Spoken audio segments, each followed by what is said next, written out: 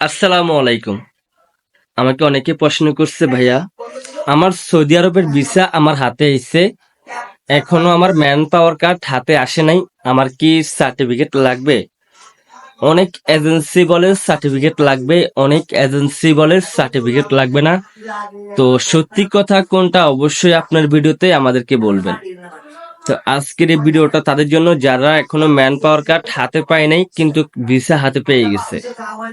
অবশ্যই ভিডিওটা অনেকটা গুরুত্বপূর্ণ হতে যাচ্ছে, ভিডিওটা ফুল দেখবেন, কোনো টানা হাসরা করবেন না, তাহলে কিছু বুঝতে পারবেন না।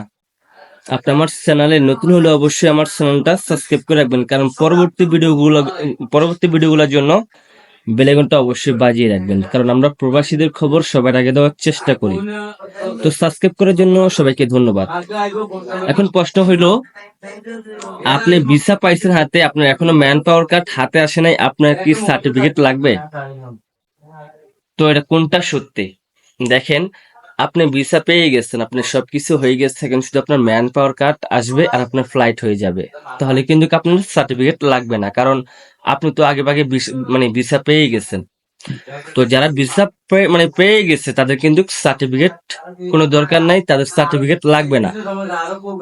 এখন অনেকের টেনশন আছে, আমি এখনো মানে ম্যান পাওয়ার কার্ড হাতে পাই নাই, আমি ভিসা কিন্তু হাতে পেয়ে গেছি, সব কাজ শেষ, এখন শুধু ম্যান পাওয়ার কার্ড পাবো, ফ্লাইট করে চলে যাব।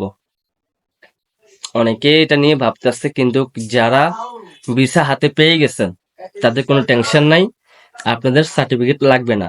আর যারা এখনো হাতে পান নাই ভিসা, তাদের কিন্তু 100% সার্টিফিকেট লাগবে। তো অবশ্যই বুঝতে পারছেন ভিডিওটা অনেকটা গুরুত্বপূর্ণ ছিল, তাই একটু ছোট ছিল, তাই আপনার সাথে শেয়ার করলাম। অবশ্যই ভিডিওটা ভালো লাগলে শেয়ার করে দিবেন।